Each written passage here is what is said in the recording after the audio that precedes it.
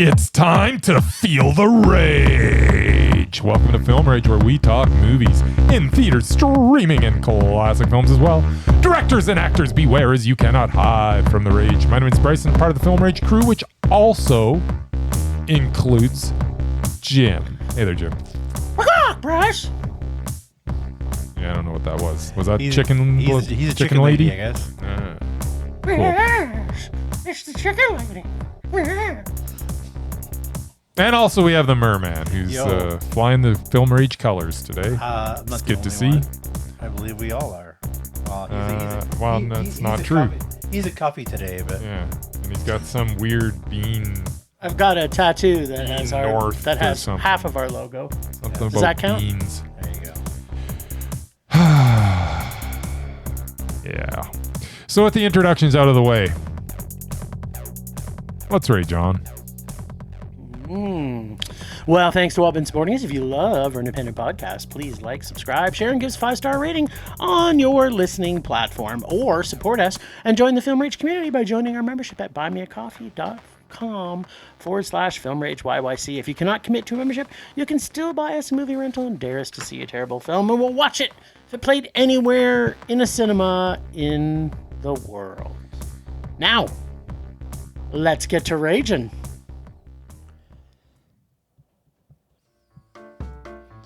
Oh, the music's back, baby! What would the amazing Merman predict? What would the amazing Merman predict? Will he predict the rage or will he predict the Mondo? Will he tell us all what Jim and Bryce saw at the movies? Watch out now, kids, 'cause here he comes. Swimming to you. Swimmery, swimmery. Swimmery, swim. Swimmery, swimmery. Swimmery, swim. Swim all the way to our hearts, our little hearts. Oh, I missed you guys. Yeah. I totally did. We all saw a bunch of movies We did. separately, Yes. but now we're reunited. And it feels, feels so good. good. See, I set you up right there because I knew what you were thinking. Yes, you did. All right, the first one is one that only Bryce saw because it only played in one theater in the whole damn city, Theatra. and I had no interest in seeing it. Oh, It's called the Nickel Boys. just Nickel Boys, I think. I saw 2 different trailers for this. Mm. I still have no freaking idea what the movie's about. Nice. That's the or way a trailer who's should even be. in it. Mm. But judging by what I saw, how slow it was, and all the talking and walking, let's give it a Mondo. All right. Nice. Then we have Presents, which is the latest movie from Steven Soderbergh. Yes, Hacky Soderbergh. Hockey, yeah. Which, it's always hit or miss with him. Yes, it A is. lot, apparently a lot of miss. Lot of Apparently- miss. It's apparently a ghost story, but Yeah. according to the about a actor, presence. it's in the daytime. So Yeah. I didn't know There's ghosts. different ghosts- times throughout the whole movie. Ghosts don't have to sleep, man. They That's just. right. They... I It's don't in the know. day, it's I in the think night. Jim probably hated it, so let's go Rage. Oh. Bryce might have had a few Wow. interesting moments, so let's meh that one. Okay. For a ghost story, too. That's Yeah, saying much that's- for It's interesting. Then we have The Brutalist. you. The Brutalist. Ooh, the Brutalist. It was a short film, I right? think it just needed to it be a was little short. longer. Yeah, and- I don't think it was long enough. Maybe put a second intermission in. Yes. Yes. Let's have it And 6 hours with 2 intermissions. And have more talking and more subtitles, because that's Yes. the best part. Yes. I'll be talking about that later. Talking and subtitles. Yeah. Yes. Sounds like a Mondo. I'm pretty sure it's a double Mondo for you guys. Guarantee you it's Not so fast, Mur. It's not Not so so much fast. for me. So, Flight Risk. Oh, yeah. Which I guess Jim didn't see. Y'all need a pilot? Y'all need a Oh, pilot. pilot. I saw it yesterday with about 100 other people. Really? Yeah. Why? Because it was the #1 movie of the weekend. Why? I don't know. Well, I hope I can put a stop to I that. think you're going to rage about that one. You are probably right. We got September 5th, which came out like what? Real predictable film. Yeah. September 5th came out like what? 2 months ago. But we finally got it here. I think it came out like Christmas Day for everybody. Was it? Didn't Yeah, it? except us. Except for us. Yeah. I think maybe you guys didn't like it, so I'm going to say Double Rage. Double Rage on Oh, September right. 5th. Huh. Okay. Yeah, there you go. That is a Bold. bold one, yeah. Murray's gone bold. All right, so the movie. So the reason I didn't get to see everything is because I was busy out Yeah. of town at work and a bunch of things. Uh-huh. And Weak. funny thing is, Yeah. I almost got to see Nickel Boys, Okay. but But? it wasn't playing at a time that I could go on my way to the airport. So as I'm on my way to the airport to come back home, Yeah. I could only find one movie to watch, which we'll be talking about next week. Yes. Because Toronto got it a week before us. Yeah. We'll talk about it next week because I am looking forward to talking about that movie, even though Yes. I haven't seen it, but I really, really want to. And don't let on at all. I'm not letting on anything, but it does have someone that is on our mesmerized list. So There you go. Nice.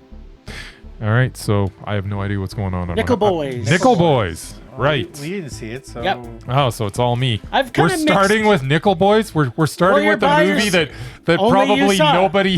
nobody really cares. I don't know. Why I would don't they care not about it. care? I don't know. I'm sure but there's an audience it's- for Nickel Boys. There's definitely an audience for Nickel Boys, but Well, I tell think us was why. it in the top 20? no. Who cares? That's not our podcast. That's true. We But that's try not to what- see everything But that you comes in the lead cinemas. with stuff that to get the people listening. There's nothing on this list that people wanted to hear us talk about. No.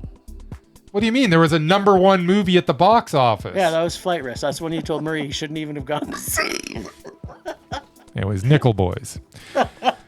It is the story of two black kids named Elwood, played by Ethan Harris, and Turner, played by Brandon Wilson, during the height of segregation in Florida. They meet in a reformatory school by the name of Nickel Academy, where they form a bond. A nickel bond? There's nothing to do with nickels. Did anyone get a nickel back? Nobody got a nickel. I saw a nickel in the trailer. Somebody had one. The story is filmed POV style, with the view flipping between the two young men in an attempt to put us in their shoes. This may or may not be effective for you, but I can honestly say that it worked for me. Okay. The journey begins with Elwood, who feels that he needs to contribute by protesting and providing what he can to support the civil rights movement. His contribution is recognized, and he's offered an opportunity to study at a college.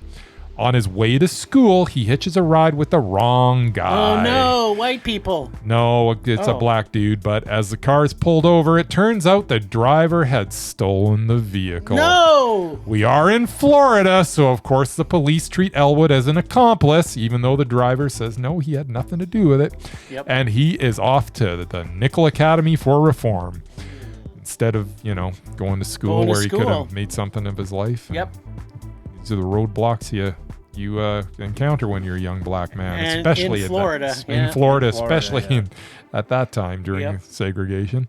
As you might imagine, the Nickel Academy is not a very nice place. It is here he meets Turner, who is not quite as optimistic as Elwood. Where Elwood sees the potential for things to get better, Turner just sees them as they are.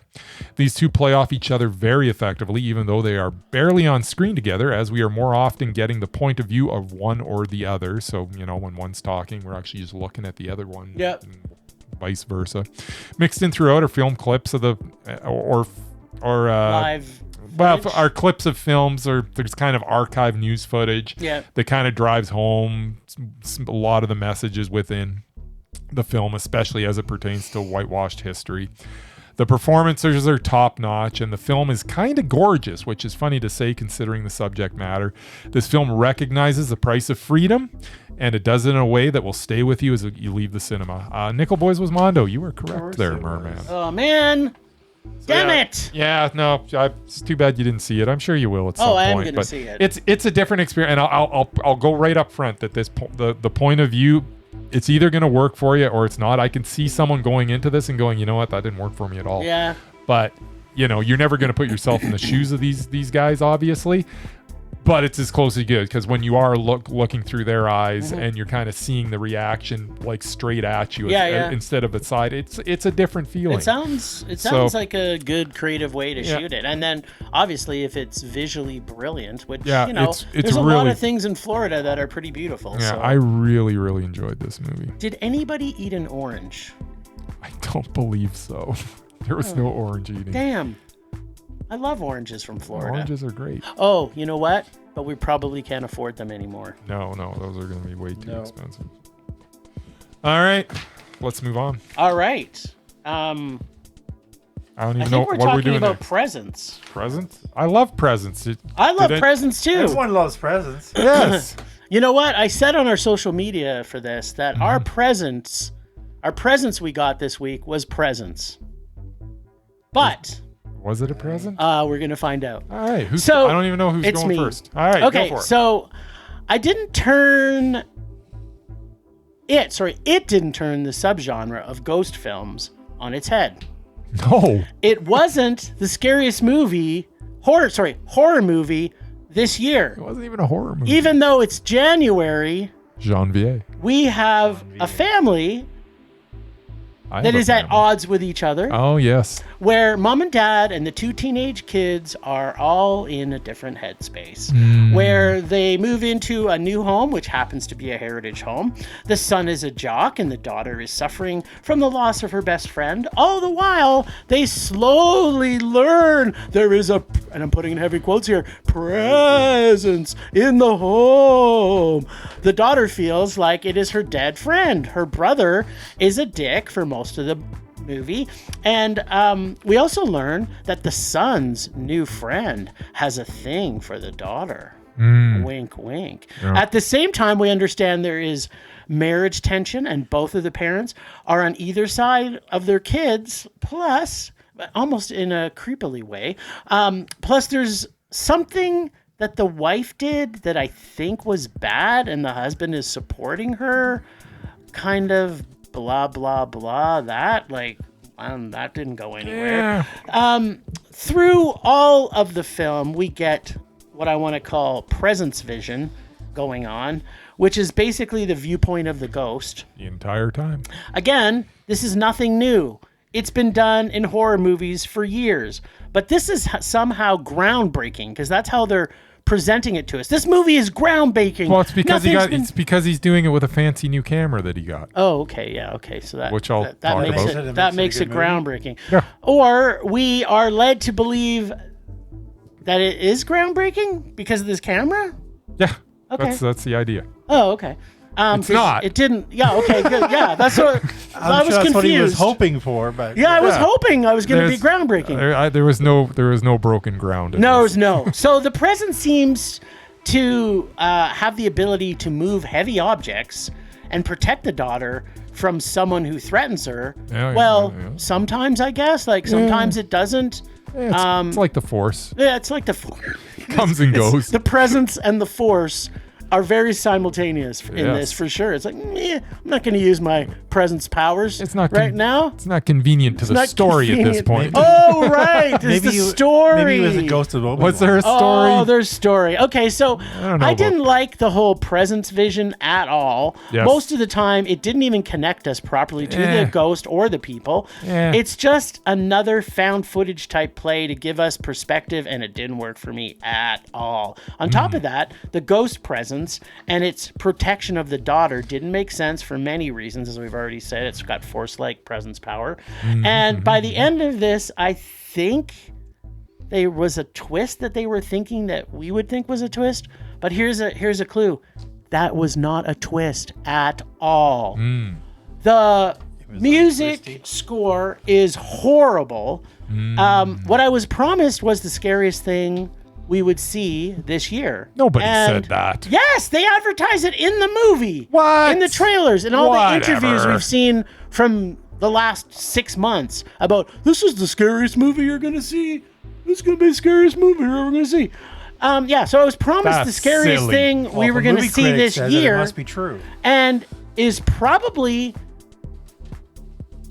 in my opinion, going to be the most boring film. I'm actually surprised, as I thought I might become a presence at the end. Oh. But instead, I was bored to death. Oh.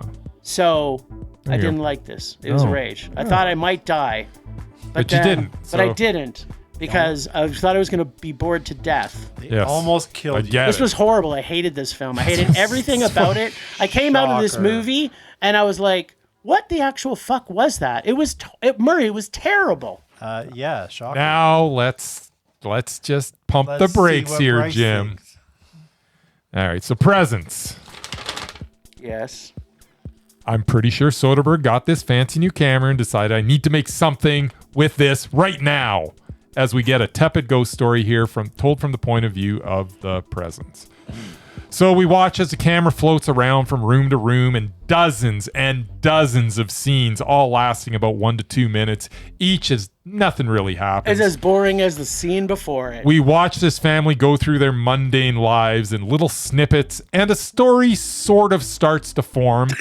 That story is not. Is this the twist? That story is not very interesting. It involves a couple of dead girls and a douchey high school boy who is introduced early on, and anyone with eyes can see he is no good. Obviously something's wrong with this kid. Yeah. And Anyways, lots of stuff floats around the rooms, and lights flicker, and glasses fall off tables and smash, and finally a weirdly foreshadowed thing happens, and then the movie ends. Not a spoiler, but the glass in that bedroom must have been like the cheapest paper thin glass ever. I can't believe how easily they just went through it like it was like the window was open. It's sugar glass. It's supposed to break. Long story short, which fortunately this movie was as well at 85 minutes. 18 I wish minutes? it was 18 minutes. 18 minutes. At 85 minutes, this was a rage. This was so god awful. This was so I had horrible. actually, for a while there, Soderbergh had made some interesting stuff, and I was always one of those guys that thought Soderbergh is this pseudo-intellectual that is so proud of everything that he puts on screen. They're like, look at how clever I am. Ocean's 13? Yeah, well, other than when he do like crap like I that. like Traffic. But yeah, Yes. then every now and then he'd do something really good. And then as of late, more has been good than bad. But this is a step so far backwards. This was so this was unwatchable. awful. It was painful to watch. I'm glad I didn't And watch there it is then. there's things that it just starts going in certain directions, then nothing's like normally I don't need to fully understand, but you intentionally put things into the story, and I don't know if they're red herrings or what. Like it was just I think the whole idea was this is just their life. Not everything is going to be tied to this ghost story. We're just watching. We're just Yeah. observing. it's just But it was, so it's like, characters if are terribly if you're a ghost in a house, everything that you see is not going to be like monumental. You're going to see some really boring stuff because people's lives are boring. And that's what we watched. We watched some boring. boring lives. just watch the ghost watch these boring people, yeah. who are really not. I mean, the dad was the only character in the movie worth rooting for. Yeah, no, he was. Yeah. Everybody else was like, Lucy Liu's character is horrible. she's a horrible The way it's person. written, Her son is obviously just the worst person he's ever. the worst human that's Maybe he ever was lived. evil. And the fact that Lucy Liu is like just always on his side no matter what. When he's actually sitting there telling the family, the whole family, about the horrible prank that they pulled. Yeah. It's like, And she's laughing. Who's talking to their parents about this? This is something, there's no way. It's like, wow. And of course the dad is like so uncomfortable, and it's like, what? It didn't even ring true. Like, None who of would- it. Yeah, everything was predictable, Yeah. boring, and And horrible. It was poopy. Yeah, Rage. double rage. Yeah, baby. Nice.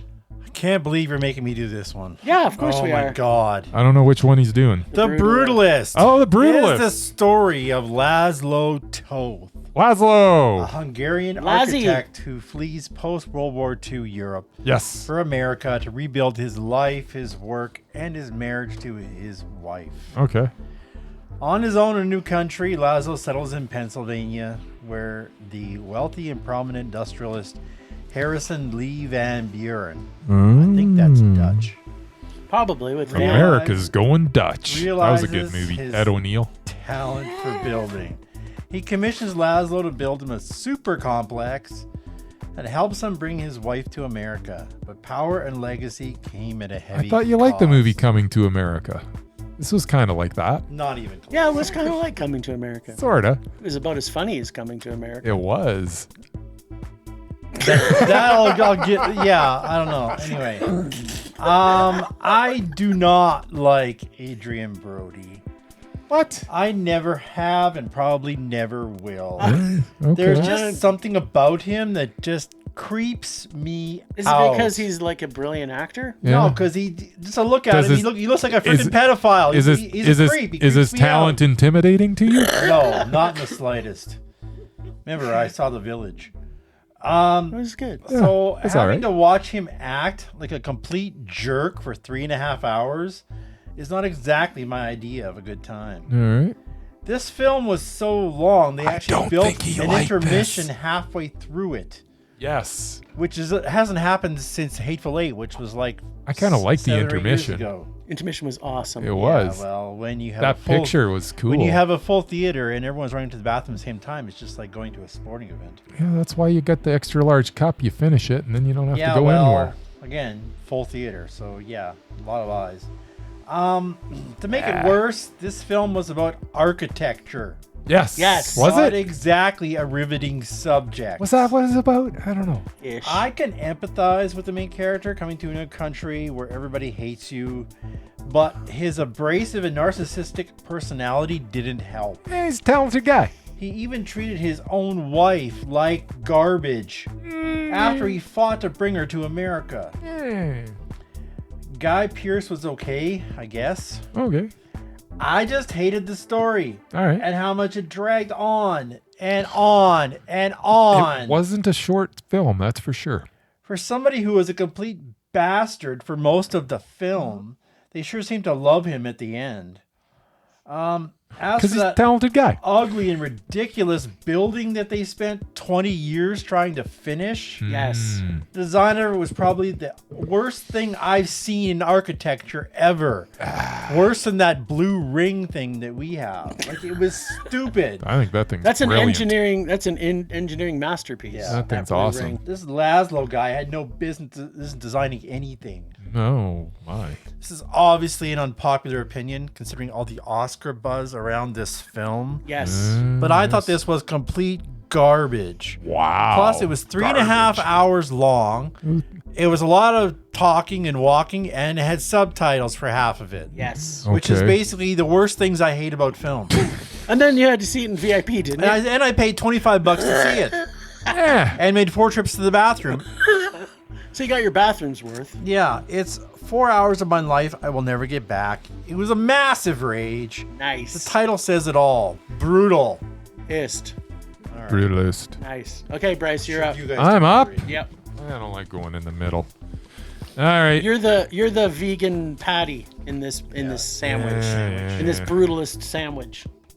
You don't have a cousin Patty. You lied to me. Doink. That's pretty funny. Throw mama from the train. Yeah. Oh, Totes. okay, whatever. All right, so the Brutalist. Brady Corbett's The Brutalist is, what was this? It is a movie about 3.5 hours. What was it about? Well, I guess it was about the evils of capitalism. Yes. Is that what it was? It was definitely an immigration story. Yes. There is a lot of commentary on architecture. Yes. Is that what it was about? Yes. Maybe it is simply a film about class system? Yes. Totally. I think that maybe the fact that this is so unfocused is the reason it's so long. It has a lot to say about a lot of different things. yes. I mean, it literally covers from A to Z. I mean, really, architecture, A, to Zionism, Z. True enough. So Adrian Brody are stars big as words. Laszlo. He comes to America, gets exploited, gets used and abused, becomes a drug addict, Yes. and then eventually uses and abuses others. Yes. The American dream. Yes. How do you not get this? This is totally A to Z, the brutalist. The only thing I really enjoyed in this whole film was a scene where the wealthy Harrison Lee Van Buren who hired Laszlo to build a multi-purpose community center, throws a penny at him during a dinner party in an effort to establish his superiority, and then asks for the penny back. I missed that. A penny saved, you know the rest. Yep. That was priceless. So a 2-minute scene was great, and the rest was just a lot of meaningless posturing as Brady Corbett figuratively screams from the screen, "Look at the epic movie I made." Yes. Well, it tried to say a lot, but said very little, and it was really, really long. But epic, it was not. It was a rage. Okay. Hallelujah. You two on the same page. Yeah, that almost never happened. You know what? It happens more than you think. No, it doesn't. Go back and look at our You website. are so wrong about that, Merman. Yep. You guys agree more than him and I We're agree two these sides days. of the same coin, buddy. All right. Well, let me Yeah, tell you penny. what I thought of The Brutalist. All right. Okay, so I want to say this is what a true artist director does when he makes a film. If he's doing a movie planning to be over 3 hours, he makes it one movie and puts an intermission in the middle of it. Why? Because he's telling a single story, or in Bryce's case, 700 stories. There was a lot. I don't know Okay. what this was about. What, with a beginning and an end, and isn't trying to Hollywood it by, I guess, extending it for no reason to make 2 movies.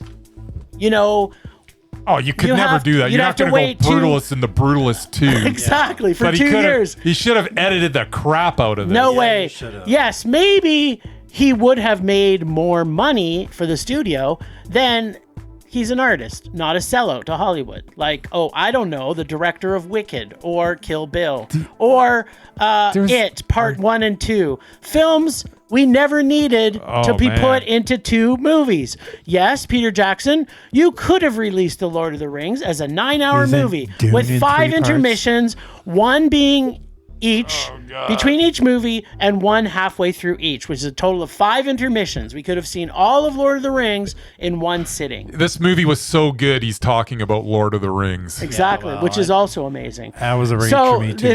Rage. this also includes Once you. again, we agree, Merman. Lord of the Rings was one book. When he wrote it, it was one book. Uh-huh. Okay, so now the story. Wasn't Game of Thrones, too? No, Game of Thrones is like 7 or 8 books. What's This is that? the I story. know they ran out. It's a TV I show. don't know what a Game of Thrones is. This is TV the show? story of fictional architect Laszlo Toth and the era of design from the 1950s called brutalism. Although fiction is what it was supposed to be? Yep. Although fiction, it is It was. loosely based on influences from real life Yeah. of a couple of architects in particular. So it truly is a new telling of the great American dream / nightmare, and played by the always amazing Adrian Brody. Nothing is held back in this portrait of this damaged and flawed Holocaust survivor, his whoring and drug addiction and desire for not just a better life, but a better place to call America, all the while becoming slowly drained of his spirit and his soul. This is a film that is needed in these times of segregation and opposing views currently in the world. Apparently, things haven't changed much since the Holocaust, and we see this every day. Just take a look at the news. Guy Pearce is the best I've ever seen him, and this cast does a stellar job making us feel like this is a masterful biopic and not a depiction of literature.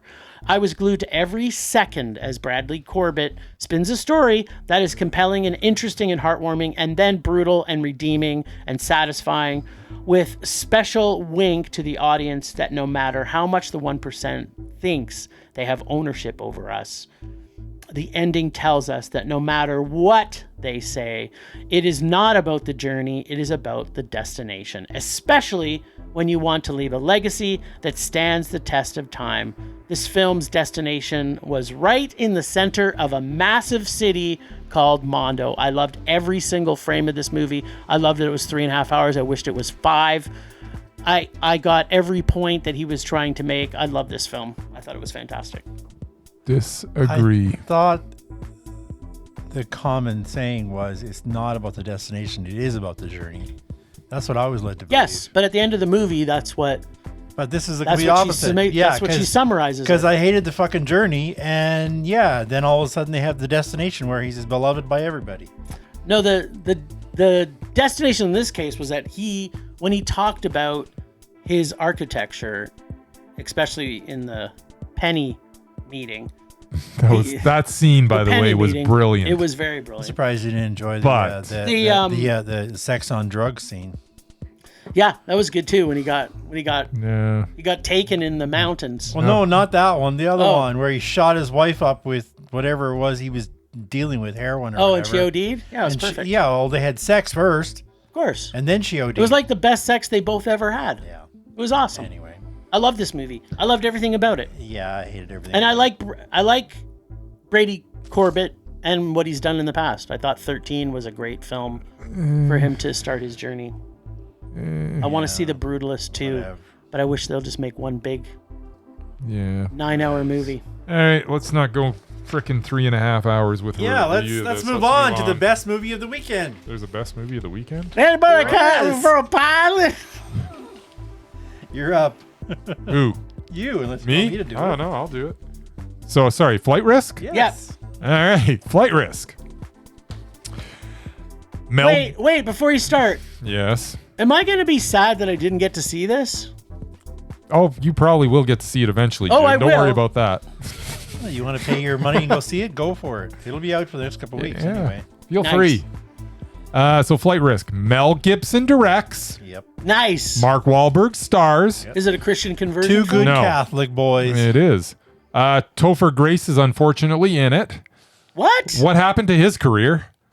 And Michelle Dockery also stars as a disgraced U.S. Marshal who is given one more chance at redemption. Her task is to escort a government witness, Grace, from Alaska to somewhere. I didn't catch it. I think maybe New York or Chicago. Well, it's the not West sure. Coast. I believe they're just going to Anchorage to get a flight somewhere else. Yeah, but they were going to the East Coast. weren't they? Eventually, but Yeah. they were flying out of a small town Yeah, in but Alaska. where were they going? Like that's why New they were York, on a little Chicago? well, they were going to Anchorage, which is the big I know they were airport. going to Anchorage. Well, I don't know, wherever What does that have to do with the Whatever price of they- tea in China? wherever So he's going there Wherever to the be a- FBI or CIA or whoever there was. At any Vermont? I rate, think from it's in Alaska to Vermont. Sure, somewhere. East Coast, yeah.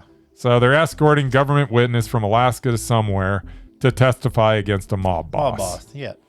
Enter Mark Wahlberg as the pilot, who turns out to actually be a hitman Not for the the pilot. mob. I never knew that from the trailer. No, the trailer actually showed you that completely, Jim. It did.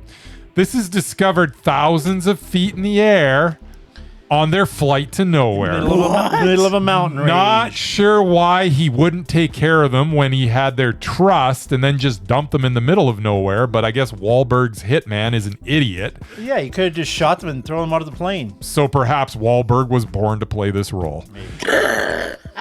In between dumb action sequences within the confines of a crop duster with a couple of extra seats, we get a flirty pilot teaching our U.S. Marshal the basics of how to fly a plane over the radio. And hitting on her at the same time. That's what flirty pilots do. And Topher Grace delivering line after line of failed attempts at humor. This 90-minute movie felt so much longer. I hated every frame. It is a rage. No, really? So, did it feel longer than The Brutalist? Yeah. And The Brutalist was Well, not to me, I good. was more entertained. Y'all need a pilot. The Yes. famous tagline. Yeah. Apparently, Y'all nobody, need a pilot. apparently nobody did. Since an incompetent deputy marshal with no flight time experience was able to do it with the help of a flirty Indian dude on her satellite phone. There were so many completely ridiculous and unbelievable moments in this film, starting with 3 people on a single engine prop plane with no ambient noise, who were able to hear each other perfectly without headphones. What? No, they had to have the headphones. No, they did not. They had it for like That's what- They had it for like 5 minutes. The rest of the movie, they didn't wear them. Yeah. And I've been on a prop I know planes practically before. nothing about airplanes, but I've actually been on one of these little puddle jumpers. Yep. They're noisy as hell. Yes, Yeah. that's why they wore headphones. No, they didn't. For like 2 For minutes. like 2 minutes of the movie. The rest of the time they did not. I was already not paying attention by already that asleep? point. Okay. No, I was awake. think No, you they took them probably off. There's a slept. lot of talking in between with no headphones. Really? I thought there was just a lot of punchy and There's a lot of that kicky. too. I also had a problem with the gunplay in this film. As anybody who has seen a movie set on an airplane knows, Like guns snakes on a are plane. bad. Well, if it's one of these prop planes, they don't go to high altitudes. Well, anyway, because it's not like the compression that they have on jets. Now, pussy, you know a lot more about planes than you do about guns. Thank you, Mr. Bond. That was from Goldfinger, by the way. Yes. Okay. Even Marky Mark explains to the deputy that she can't fire a gun on an airplane. Okay. Then what happens? He gets the gun away from her and opens fire towards her and the cockpit where all the instruments are. Yeah, but that's the thing. He seemed kind of suicidal. Yeah, well, he is. But still. Yeah, he didn't hit anything, though. He didn't really didn't care even hit her. if he survived. Yeah, she So I don't know what the refuses mob to had on him. She refuses to shoot the bastard and dump him out over the Alaskan mountains where, a bear would probably eat him. Well, just a second here, just so I make sure I understand this properly. There's nothing to understand, Joe. Did Mark Wahlberg's character, was he has family that they were going to support and he had to die? We know nothing about his character. Didn't even have a name. Okay. Because he took the other pilot's name, and So his name was- and he was about to give her his name, and then I think she kills him or shoots him and says, "I don't care what your name is." Flirty Pilot? They never actually tell him what. No, Flirty Pilot was on the radio. Anyway, so yeah, all of this leads to even more outlandish action scenes on this little tiny plane. Then there's the actual plot. There was a plot? Full of as many holes as a block of Swiss cheese and just as bland. I can see Swiss cheese is I actually... can see the plot twist from a mile away. There was a plot twist? Oh yeah, there's obviously. Sorta, I guess. And the ending turned this film into a Die Hard. The Die only Hard. saving grace, this is where I differ, Oh, what? was Topher Yeah. Grace. I found him hilarious and enjoyed every witty one-liner he delivered. This was not enough to save this film, though. No. I really wanted to give this a meh, but there were too many stupid things about it, so of course it's a rage. Yeah. It was hard to watch. Well, at least it was only 90 minutes. It wasn't 3.5. Just felt 3.5. Yeah. All right. Do your thing. I'm just... Okay, so I can't even understand There's nothing. how to this understand, movie Joe. could have been... Like, try to what did they understand think they could turn this into? I don't know. I don't know why. You look at the scope of what Mel Gibson's directed in the past. Yeah. And all of a That sudden, was this the is like point the somebody most made. stripped down. Well, it's Yeah. because no one's given him a chance since Yeah. he started talking about his feelings about the Jewish community. That needs a big supporter of the current president. Best thing about it is it was only 90 minutes. Maybe the Indian pilot, because he was funny. No. Yeah, he kind of was. There was nothing in this that was He was. funny. He was a funny guy. I respectfully She's disagree. like, gonna crash this plane and die, and he's like asking her out. Hey, you want to go for dinner? Yeah, that's hilarious. Sounds All right, awesome. let's move on. All right, okay. So our fifth and final movie, September. And you wanted to 5th. do 6. What are we in, like the 6th hour of this? Yeah, maybe. Something like that. Okay, who's so doing this? before me. Okay, So- so I go last, right? Correct. So Excellent. before I tell you about this movie, Yes. okay, so ultimately this is, if you've seen the trailers, it's based on history. I'm not going to get into any details about, whether the timing was exact. I'm not going to go down that road. But what I am going to tell you is, as we're watching this movie and we're at the point where they get transported from the hotel Village, to the airport. Yeah. Okay. We're watching this movie. I'm sitting sort of halfway down, and in comes from the side entrance 3 hooded people Into the theater. in the theater, tromping up and down on top of the stairs, and they go to the very back of the cinema. So they came in halfway through the movie, or 2/3 of the way through. Yep. And they walked to the very back of the movie. I just looked at the back and I said, nope, I'm out of here. You left? I didn't fully leave. I walked down the stairs and around the corner and I watched the movie from the side of the aisle. And soon after I left, these two ladies came by and they said, did you leave because of those people that came in? I said, fuck yeah, I did. I'm not going to sit in here. You see something, you say something. Well, yeah, because this is... First off, they joined the movie and what this movie is about and what's going on in the world right now. And I'm in a city... It's still about the Israeli and Palestinians, which have been going on for 100 years. Exactly. But there's a lot more things that's been escalated. Yeah. I didn't want to take any chances. Especially I'm in a city I'm not familiar with sometimes. Yeah. So I was like, nope, wasn't going to do it. And then... So this poor young kid, he's about, I guess he's probably 21. He comes in because the ladies went and told him. And he comes into the cinema and he sees me standing aside and he says, are you okay? What's going on? I said, told him to explain the situation. And I said, be very careful. I do not know what these guys are about, but you're not paid enough to deal with this. No. Wearing your Cineplex jersey as we're sitting there waiting. So he kind of kept looking around. But what are you going to do in that situation? Yeah. This kid, like, for all we knew, these guys could have been packing heat and decided to kill the whole cinema. Fire on everybody. Yeah. Yes, well, I wasn't about. So anyway, I did see the movie, but needless to say, the last part of the movie, I was thinking more about my life than I was thinking about, which kind of is fitting for this movie. Yes. Mm-hmm. So this film is almost like a documentary, as we get the live footage of the 72 Olympics spliced into a dramatic reenactment of the control room and as the events unfold. This film was intense. It was so real feeling and very technical from a studio perspective, which I'm sure Murray understood every single thing. Absolutely. From the technical side of this. I was just enthralled by how the tension was in this. It was terrifyingly breathtaking. I love this movie. I wanted to talk about it with you guys, but I love this movie. The story is just what it is. There's not really more you can say about this movie. No, the events are the events. It's intense. You can't change them. I was glued to this.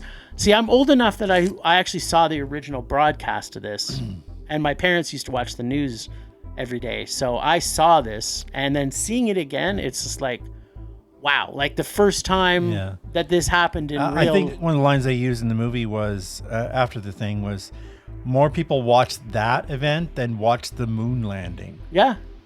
Yeah, it was like 1 billion people back in 72. And it was the Olympics. It was just sports. Yeah. But then something happened. Yeah. And I mean, it's the sports team, it's the sports crew that filmed it. Has to do, because they're right across the street. Yeah. If there was no news crew there, which I thought was weird, there was no news because in the Olympics, everything's limited to certain things, and it's just sports that is there. Yeah. They didn't have it. Like everything. Compound after compound after compound of issues that happened through this. But I loved it. It brought back memories of Saturday night for me too. I was like the intensity of the film and how it was. All right. All right. Well, I'm happy you liked it. I wish I had seen it with you. Yeah, me too. For those who have seen Spielberg's Munich, this is the same story, except this one stops where this one stops where the other film begins. Like Munich is more about the revenge. Yeah. Afterwards. It was September 5th was immediate coverage by the ABC sports crew, who were literally right across the street from the athletes' village. And they're quick thinking to bring the story to millions of people as it happened. I was 17 months old when this happened, so obviously I don't remember it. Yep. I wasn't born. You were sperm and egg. That's right. I wasn't even that. As somebody who worked in broadcasting for 20 years and was part of a broadcast team for 2 separate Olympics, I was absolutely riveted by every scene in this film. I still don't know how they got a 2,000-pound studio camera up a grassy hill to point it at the building where the hostages were. And the fact that Peter Jennings was hiding in the adjacent building from the police and the terrorists. And the fact that in 1972, they were still shooting on film and developing it in the studio with lightning fast speeds to get it on the air. There was no videotape back then. Fascinating. I wasn't alive back then, but yeah, it was amazing. Those technical things aside, I thought this film was amazing. All the performances were solid. The action was intense, and I felt like I was watching it unfold in real time.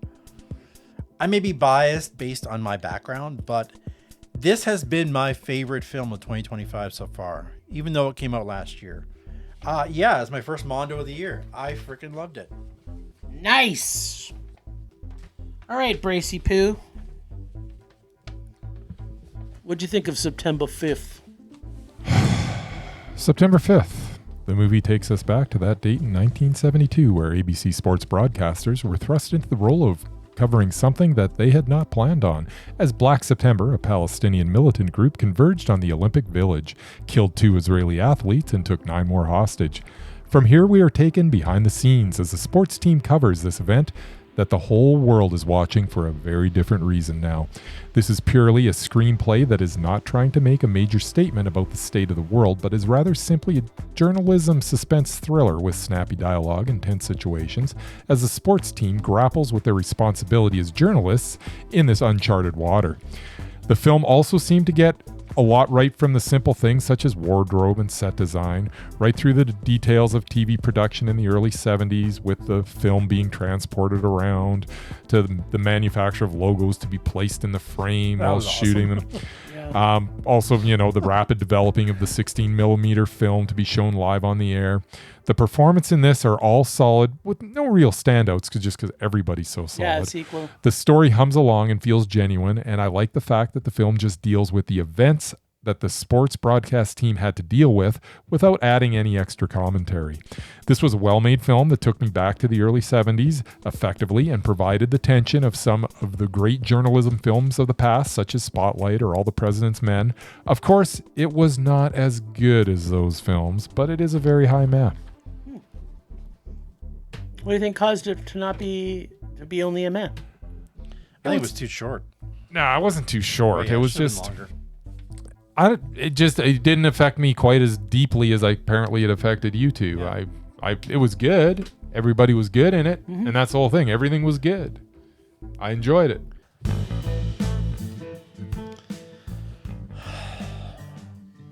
All right, strap in, kiddies. This week, the Merman is raging. What? Over the weekend, I saw 3 films, which is a lot more than I usually get to see. Yes. I got to hang out with my friend from Toronto, so that was good. Problem is, he is obsessed with the VIP aspect of today's movie theater experience. Whereas I am a cheap Tuesday kind of a guy. I guess they don't have, I don't know, he claims they don't have those in the center of the universe, or maybe he doesn't get to them, but he enjoys it when he's here. But so we went to the VIP cinema in our fair city to see The Brutalist, which is 3.5 hours long. Between the $25 movie ticket, the snacks, and the dinner I was forced to have in their lounge due to the overcrowding in the pub next door, it was easily a $60 night to see this movie that I hated. Of course, we sat at the very back row at the top. That's where I sit. As I mentioned, I went to the bathroom 4 times, and it was a very long climb every damn time. It's good for you. But the only bonus is when I was eating dinner in the lounge, I asked her if I can get a refill on the soda, and she said yes. I ordered the large soda. I drank that with my meal, and then I got a refill to go into the theater. But then when I came back out, I basically was drinking water the rest of the night, but I still went to the bathroom 4 times. Naturally, the theater was packed since it just opened here last weekend, and it was after the Oscar nominations came out. On to night 2, back to Landmark. Once again, we had to sit in the premium VIP seats. I sit there. Another $25 bill.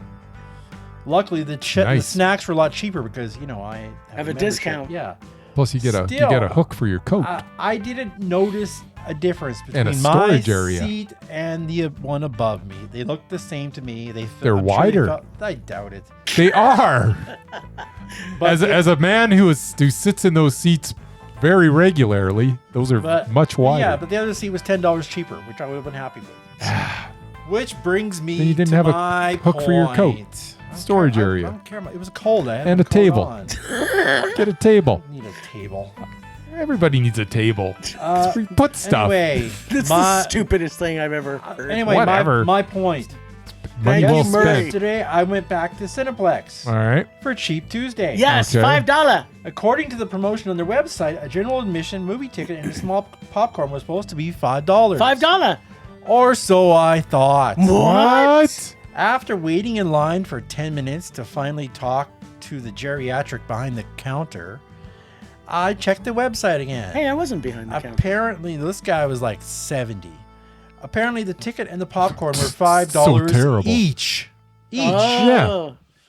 A small popcorn is only $6 regularly. So you saved a buck. big week. So you saved I a didn't buck. buy the popcorn. No. Well, why And the would movie you? and the movie I was going to see was Flight Risk, which Y'all was need a playing pilot? in AVX. Oh, well, then you got to pay the So difference. $5 price was not applicable.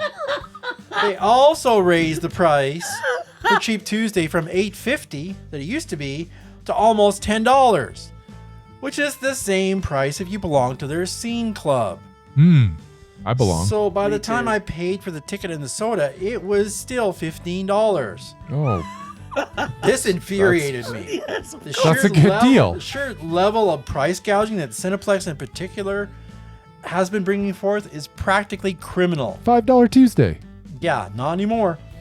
Just wait until we have to pay for that stupid Screen X. Yes. Oh my God. Needless to say, I will be bringing my own Gonna watch snacks everything from in now Screen X. on, including my own drink, which I didn't do last time. Yeah. If they're gonna charge me $20 for a movie ticket, I sure as hell can't 25. afford. Well, no, a regular movie is $17 without the EVX or anything else. They don't really make much on the movie ticket. Whatever. It's the But yeah, concessions if that I keep gotta them pay going. $20 for a movie, I'm not sure as hell can't afford to buy popcorn. So yeah, Fair Exactly. enough. Screw I you, will Cineplex. I will buy twice the popcorn then, Murray, yes, Yes. You always because get I need deals. the cinema to stay alive. Yeah, As I do do too, just I. not at that rate.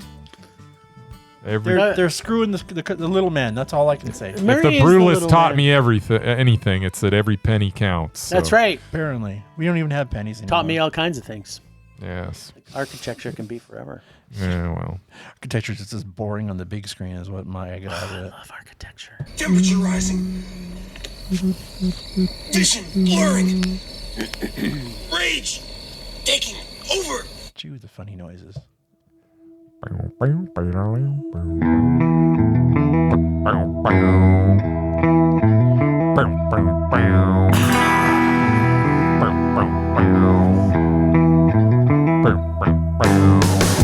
Oh, my rage this week. Okay, so my rage is really actually a very complex one. I'm going to try to put in very simple words for everybody. I had probably 20 different things that I could have raged about this week. But the thing that made me the most annoyed is when I went to the Brutalist. Yeah, I was annoyed by the Brutalist too. No, I love the Brutalist. On a Friday night. Was they shortened the amount of commercials and trailers before the movie. Usually we get 20 minutes of trailers and commercials. Oh, that and would we got 12. Yeah, no. And I only got one Ozempic commercial. I think. So I think I got My regular amount. no, the one why I was it the VIP at one, the so at the Toronto VIP cinema that I saw it at. Yeah. I only got 12 minutes of commercials and trailers, and I wanted a full 20 minutes. If I'm going to be there for 3.5 hours, I want my full 20 minutes of trailers and commercials. Come on. That's my rage. That's And I want more than one Ozempic. your commercial. rage is always that there's too much commercials. I don't understand what's going on. But I'm right watching now. a 3.5 hour movie. I gotta have enough trailers and commercials. Don't limit the amount just because your movie's 3.5 hours. The only thing good about 15 minutes of trailers at a VIP cinema is it almost gives them time to deliver all that damn food that people order. Yeah. Not quite, because they were still doing it in the dark as the movie was Of playing. course So they yeah, were. they didn't. And the 15-minute intermission, not enough time to order more food. I And can tell it's you that. 12 minutes, Marie. I only got 12 minutes of trailers. There you go.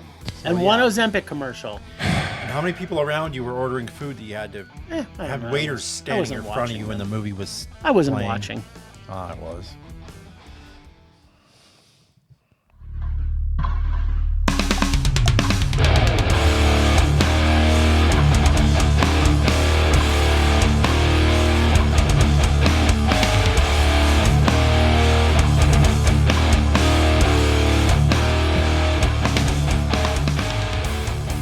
So yeah, I don't really have a rage this week because usually I have a rage because just being around you two when I go to the movies brings out the rage. But didn't have you guys. Usually You has guys, you guys nothing are like the spark We that, weren't there. that ignites the rage flame.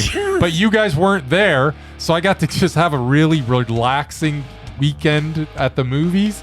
Whatever. It was delightful. I don't think you've ever had. It took me back to the days where I just went to movies by myself, and oh man, do I ever miss those days? Grumpy do old not. Bryce. I do. You know Well, what? to be fair, I almost never go to movies with you anymore. I tell you. I can tell you one thing. He Yes. hasn't raged about us for one time for almost going on 5.5 years. No, but you're just the spark that ignites the rage in me. I don't even realize, but now I do because I had a whole weekend without you two yokels, and it was so delightful. I really enjoyed my time alone.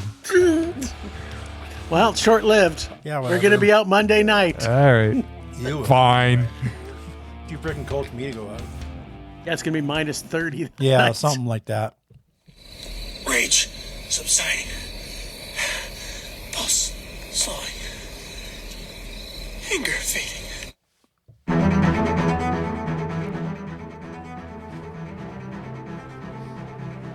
Last time on Rage or Dare, our little bee baby boy Bryce, after of course complaining like a baby, pulled an Uwe Boll classic. Oh man, that is an oxymoron if there ever was one. When he pulled In the Name of the King, a Dungeon Siege Tale from 2007. This week, it's back to Jim for his turn to Rage or Dare. Now, let's check in with Bryce and see if it is as we expected an Uwe Boll movie. I think that's about enough, other than, come on, Bryce. Honestly, that is enough. It's an Uwe Boll movie. I mean, like, you don't really need to talk about it. You know it's going to be garbage. I'm just going to try to recap it as best. I watched it last night. I haven't prepared anything for this. But let's see if I can remember what I watched. There's so many stars in this movie. Yeah, there's Jason Statham, John Rhys Davis, Ray Liotta, Burt Reynolds, Ron Perlman. I mean, really, there are. And then you got your B stars, your Matthew B-roll. Lillard and Lee Maddie Sobieski. Maddie Lil. Yeah. But anyway, so Jason Statham is in this, and the movie kind of opens, and he is a farmer, and his name is Farmer. So that was good. Convenient. Yeah. Is this And- original or was it written off a book? No, it's an Uwe Boll movie, so you know what it's based on. A video game? Yes! Dungeon Siege is a video game, and that's what this is How would based I on, know? apparently. So anyways, Farmer wants nothing to do with the kingdom, but the kingdom's battling these troll guys, and these troll guys are controlled by Ray Liotta. And Ray Liotta can, like, stand in, like, a dungeon and control, like, one guy of these troll guys. And he can kind of bounce from guy to guy, I guess, even though they're, like, their own beings. I don't know how that works. So then, at one point, Farmer kills one of the guys, and then he just goes into, like, another one of the guys. So anyways, yeah, that's what I'm saying. It's very confusing. I'm already confused. So the whole deal is Matthew Lillard wants to be king, so he partners up with Ray Liotta, who's like a wizard type guy, and That sounds awesome. they end up fighting Farmer and some like For no reason? pixie chicks that like The pixie chicks were in this? The pixie chicks were in it that like live in the forest, but they don't want anything to do with the outside world. But because now all of a sudden the outside world's coming into their world, they're gonna fight with Farmer. And it turns out the Farmer, it's like Gladiator 2. Farmer was like separated at when he was like a young little tyke from his father, and Who his was a gladiator. father, who by the way is Burt Reynolds, Sweet. and he's the Nice. king. Nice. He got separated, and they didn't know each other existed. And then Jonathan Rhys So it's like Davis Sleeping goes, Beauty. he goes, "Hey, dude, your dad's Burt Reynolds, and you're actually like next in line for the king, not Matthew Lillard." What? And he's like, "No, What a no, twist. that sounds stupid. I don't think that's true. I don't think I'm next in line for the king." Let's But fight. then it's like eventually he's like, "All right, I'll be king," because Nice. eventually Lillard poisons Burt Reynolds, who's the course he king, does. and he doesn't die immediately, but then he does die. And now it's King Farmer. This is some Game of Thrones shit right here. Yeah. So Burt Reynolds, Yes, his dad. who looks like I don't know Death what the Warrant hell's Goldberg? going on with his face in this. He's Well, like he was all dying. Well, no, he's got like makeup on or something Oh. because he looks weird. Maybe he's just had Half troll? I don't know. At any rate, so then Castle freak? So then some weird wizard stuff happens, and there's some books that fly around at one point, and they fall on Farmer, but Farmer, like just kind of, just brushes the books away because they're books. And So it's like the presents. and then eventually Lily Sobieski comes in, and she's got like magical powers too that she's been given from Jonathan Rhys Davies, who's her dad. Because when he dies, he's like, "Take the rest of my power." So before he dies, she like takes the rest of his power. Did she So take then- it orally No, or you're rectally? interrupting here. So then when Farmer finally goes after Ray Liotta, right? He Sure, can't. what? He can't. He's a wizard dude, so he can't really fight him. Other than the fact that he's just like throwing books on him. But that's okay because Lily Sobieski comes in and sort of like With her powers. shoots some stuff at her, and at Ray Liotta. Laser beams? Yeah, like laser beams or like lightning or I don't know what. Like just- the battle in the Raven? Is that the yeah, Force okay. Lightning? So then like stuff's happening and he's like distracted. And while he's distracted, Farmer like stabs him and then he dies. Oh, and the movie's and then over. and then Farmer's now he's king. He's the king, and he Wow, killed the that was bad really- guy. in the name of the king. sounds aw- a dungeon siege tale. This sounds awesome. It was really awful. I hated this movie. I'm probably getting it wrong. This is how I Yeah, remember you it. remember enough of it to describe the entire plot. I remember a very little, but apparently enough. But Uwe Boll, wow. I mean, you gotta give it to the guy. The guy had a decades long career, and he found people to invest in his movies over and over and over again. Well, you've seen the documentary. Yeah, and it's crazy. And that's the best thing that's ever happened for Uwe Boll is that document. That documentary is great. It's like, wow. It's like, I can't believe that he convinced these total nimbuses to invest in his movies. But And to get like A-list actors. yeah, I don't understand. Like Jason Statham. I mean, how and Ray Liotta and Jonathan Rhys Davies. What were you thinking? Like, why would you And involve Burt yourself? Reynolds. These three Well, of those Burt guys are Reynolds like was at the like- end of their careers. Burt Reynolds was almost dead when he did this. Maybe that's why the makeup was there. Yeah, maybe. But he's awful in this, by the way. Just holy crap, love is he Burt bad in Reynolds. this? You thought he was bad. Like I mean, honestly, what has he done where he hasn't been bad? Maybe 2 or 3 Hey. movies. I like Breaking In, he was okay. I can't think of anything else. Wasn't he in WKRP in Cincinnati once? No, that was his wife. That was his wife, I Lonnie don't know, Anderson. they're I don't both- think he was He in does it. no Kinda the TV. same. He was never in They're the it. same thing, aren't they? Lonnie Anderson and No. And, and Burt Reynolds? No. and they got a divorce. But they were, yeah, they did Wow. get in a divorce, but they were in an excellent movie together.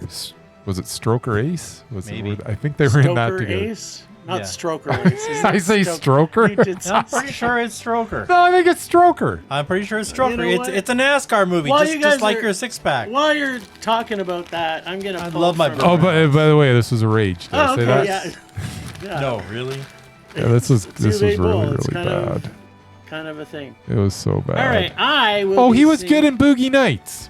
Yeah, it was Burt really Oh, good. he got nominated for an Oscar for that. Yeah, yeah. No, Burt Reynolds was good in Boogie Nights, but that was it. I like him. That Okay. and that Breaking In. I kind of like that I know movie. that one. It's All just right. like he's a. That's enough of that. All right. Oh, I'm kind of looking forward to this. Who are you? Who did you go out of my bag? Yeah. Oh, I you- get to see, you I get dumb to see bastard. Gotti from 2018. That's probably the best movie in my bag. I know. I'm kind of excited. I haven't You get to seen laugh this at since John it first came Travolta. out. Yes. Good luck with that. Yeah, no, Gotti's awful. In which? Sorry, I wasn't paying attention. Gotti. Gotti. Oh, With John Gotti. Travolta. Oh yeah, yeah. Yeah. Yeah, Yeah. it's Travolta. Yeah, I Yeah. remember that. It's I never saw it. But yeah, you're lucky. It's supposedly I have, what unfortunately. Nicholas Pileggi based Yeah. I've seen it. Goodfellas on. I seem to was the remember Gotti liking family. You did not. You Oh, did goodness. not. It was like a movie Well, the week or that something. that was a good time. I'm glad I'm back. Welcome home. Give you some rage for this weekend. Well, thanks, Ragers, for listening. Thanks to the extended Film Rage family, who you can find in our show notes. Thanks to Casey from the Nerdy Photographer for the voice of Rage or Dare and our God of Rage. Find us on social media everywhere at Film Rage YYC. Check out everything Film Rage at filmrageyyc.com, including our merch site for Redbubble and TeePublic. We always want to make this raging blast for all listeners, so please comment, like, and subscribe, and send us emails to filmragecalgary@gmail.com. Dares to see terrible movies to fuel our rage. But no matter what you do, please, please, please, pretty please, please, please, oh my gosh, our rage. That's it for this week. Rage on. Rage on. And it is Stroker Ace. Yes, I was about to say that.